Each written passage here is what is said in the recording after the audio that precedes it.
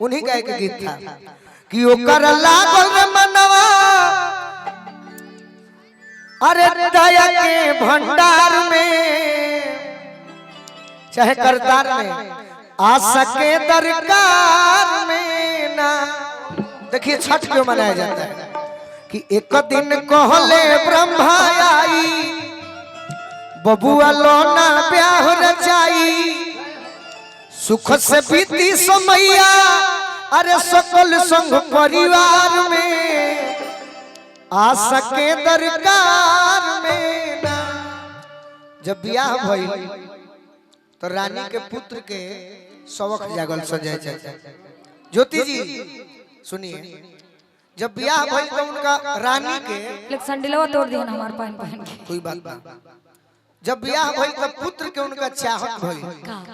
तो राजा जी पूछल करे पगली पुत्र का करबे तो कहत तारी कि अरे होई त मुनवा गोदिया में। छठ मनाया क्यों जाता है मैं ये बता रहा हूं।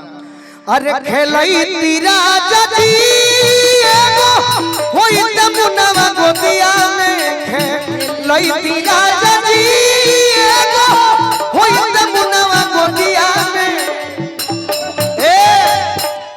बाझिन के नाम मिटैती गांव भर लोग हमारे के बाझिन मत कहे से चाहते हैं कि गो बबुआ हो कि बांझ बंज के नाम मिटैती अजिया हम देखी के जुड़ैती कि मुंह में अरे चुमा लेके मुनवा के खे लईती राजा जी मुंह में मुनवा लेके मुंह में चुमा लेके बबुआ के ढेर दिन बीत गई तो प्रभु के कृपा भई छठ माई के कृपा भई तो बबुआ भइलन जेकर नाम पड़ल सुब्रत। अच्छा लइका तो भइलन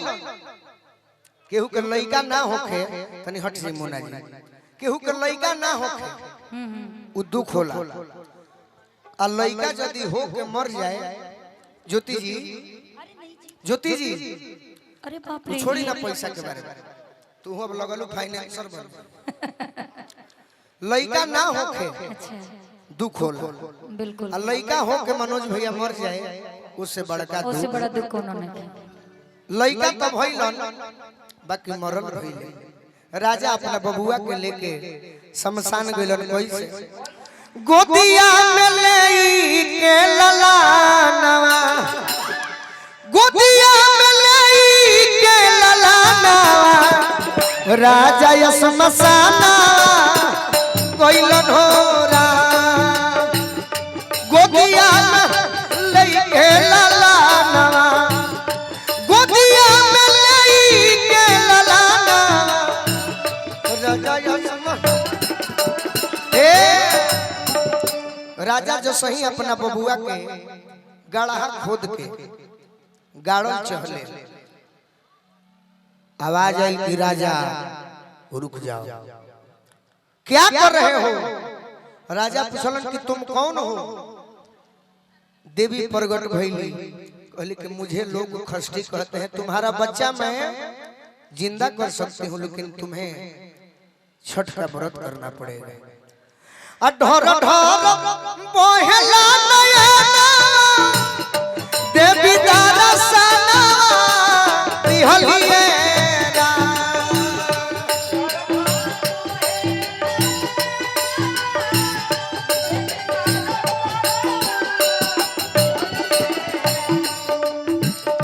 जी जई है तोहरो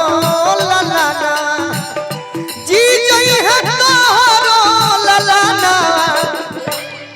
छठ के पूजा नवा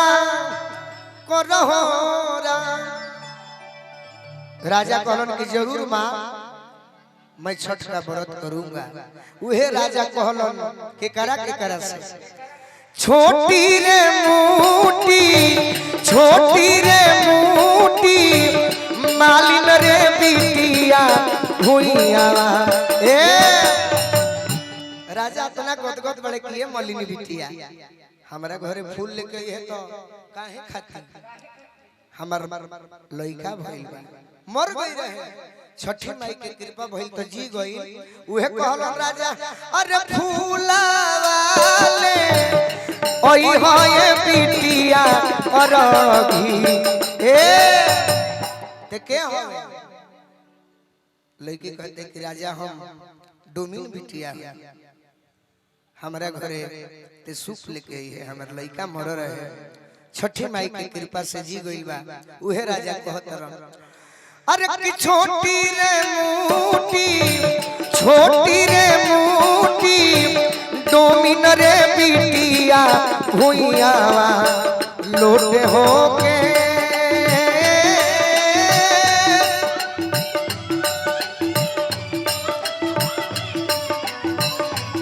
प्रसंग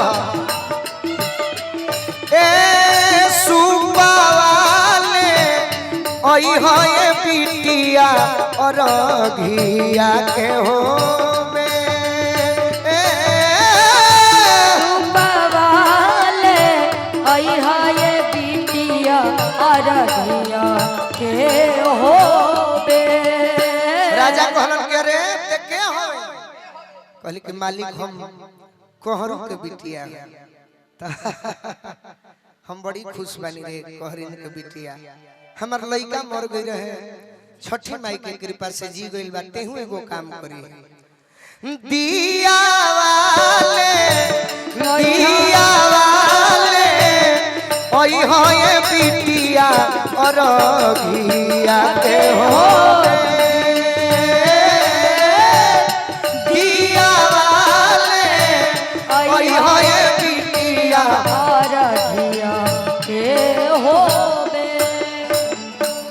इसीलिए छठ मनाया जाता है तो बोली छठी मैया की अब एक लाइन चाहे 2 लाइन रो रहा है खड़ा हुआ है मैं जो एक